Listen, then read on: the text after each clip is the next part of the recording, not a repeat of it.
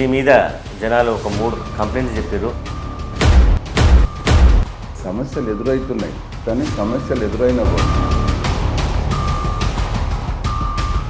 బానోత్ శంకర్ నాయక్ గారు చాలా కోపస్తుడు. సమాజాన్ని బట్టి, పబ్లిక్ను బట్టి, పరిస్థితులను బట్టి మనం మారవలసి వస్తుంది. కాన్స్టిట్యున్సీలో మారుమూల పల్లెకి పోయినా కానీ అక్కడ రిమోట్ ఏరియాకి పోయారు. నోట్ కాదు, మీరు దొరవారి తిమ్మపూర్ పోయినా, నెలవంచ పోయినా, అడవులలో పోయినా, నక్సలైట్ ప్రాంతానికి పోయినా, గ్రామాలల్లో డబుల్ బెడ్రూమ్ మాకు ఇవ్వలేదు.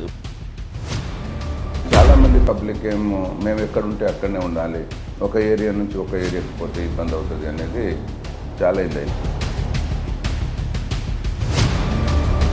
దీని అభివృద్ధి మీ ప్రాంతంలో అభివృద్ధి జరిగిందా? ప్రతిపక్షాలు ఏమో ఈ విధంగా అది నిజం కదా.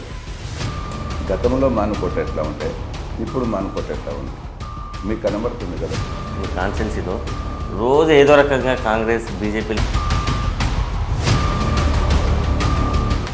నా ఎమ్మెల్యే క్యాంప్ ఆఫీస్లో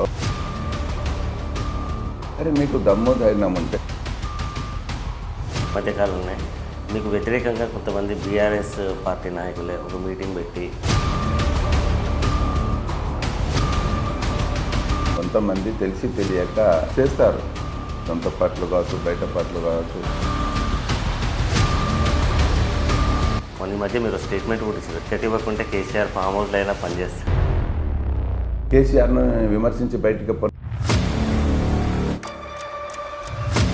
ఈసారి గెలిస్తే మీకు మంచి పని వస్తుంది. మా కేసీఆర్ గారిది ఇంత దొడ్డు బుక్ ఉంటుంది.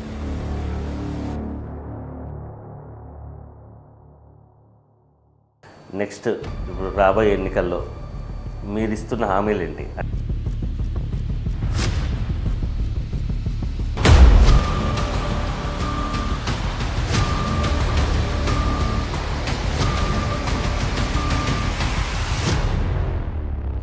ఈసారి హ్యాట్రిక్ నాదే అని చెప్పేసి మీరు చాలా ఆత్మవిశ్వాసంతో చెప్తున్నారు.